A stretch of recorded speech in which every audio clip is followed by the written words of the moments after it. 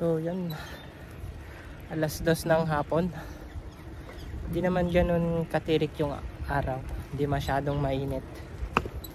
Wala tayong ginagawa sa bahay, so mag bike muna tayo. Yan, ito yung gamit nating bike.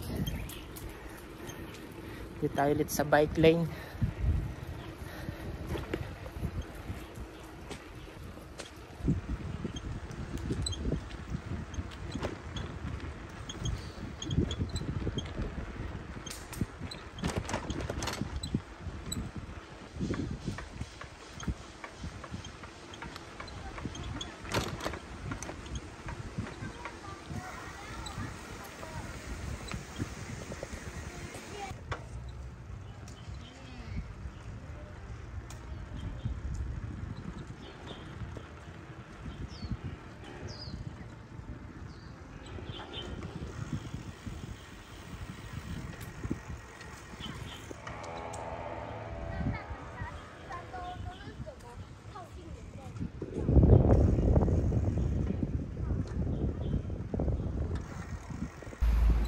Naka 14 kilometer na tayo. Wala ang dalang tubig, so maghahanap muna tayo ng mabibilan ng tubig. Marami naman dito mga bendo machine.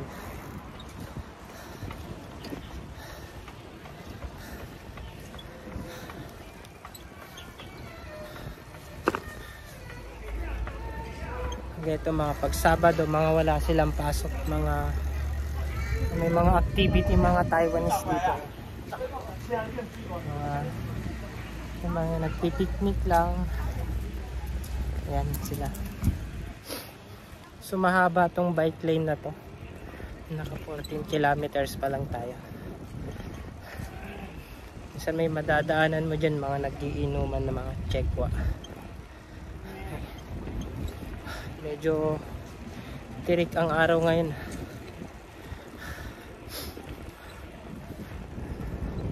Hanap lang tayo ng bendo machine. Ito lang yung bike na may basket.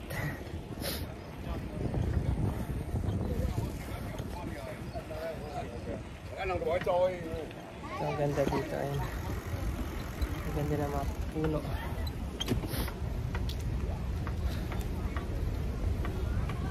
Okay.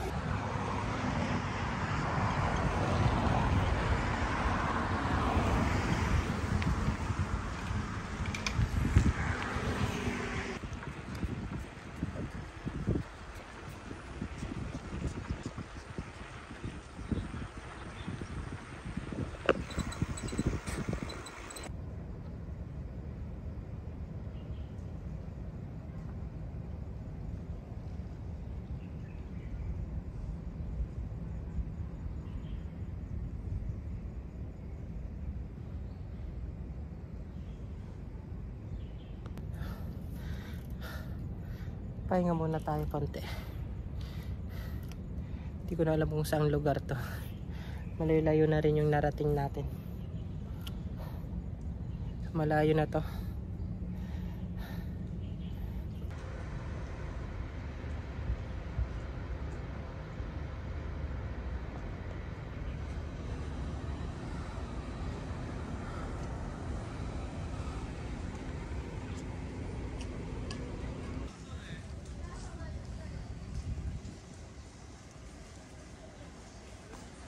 May mga nagpipiknik dito. Yan, may mga tent pa. So napaka-presko dito. Ganda. Ayan. So eto na yata yung dulo.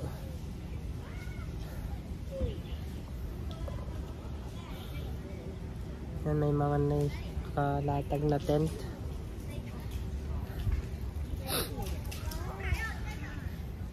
Titim. Wala na, hanggang dito lang.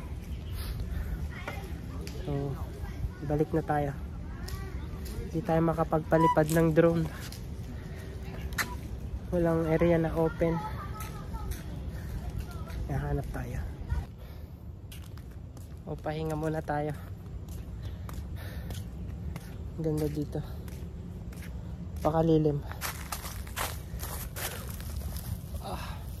So yan lang yung bike natin. Yan. Doon ah. Ang lilim dun. Lakad-lakad tayo.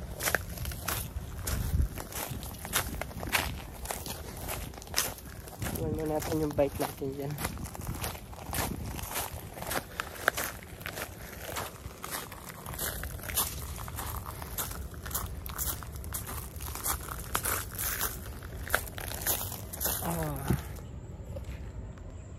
Ito siya.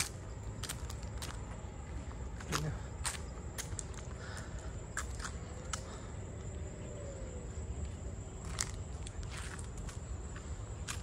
So, may mga company na dyan. Hindi ko alam kung saan to. Siguro malapit na to sa Tunghay. Ayan.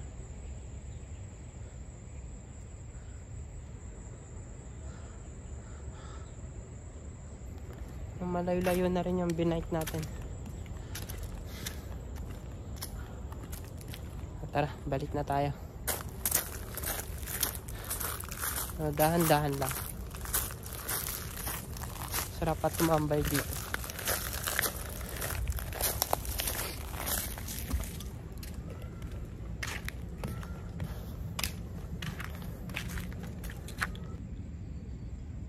Subukan natin na paliparin tong mini drone natin. So medyo open naman dito, ayan, area. Hindi mo na ako masyadong lumapit doon at si nanay nagpapahinga. Baka magalit. So, dito lang tayo. So ayan, try natin paliparin. Restricted zone pala to. Malapit sa airport. So di ko alam pwede.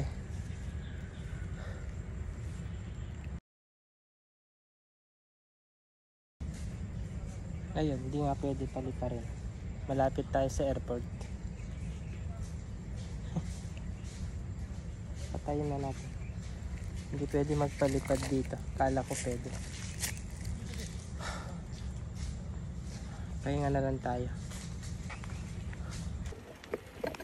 Balik na tayo. Dahan-dahan na lang.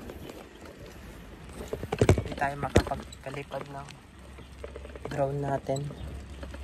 Unable to take off. Malapit sa airport kasi ito. Ayan lang, okay.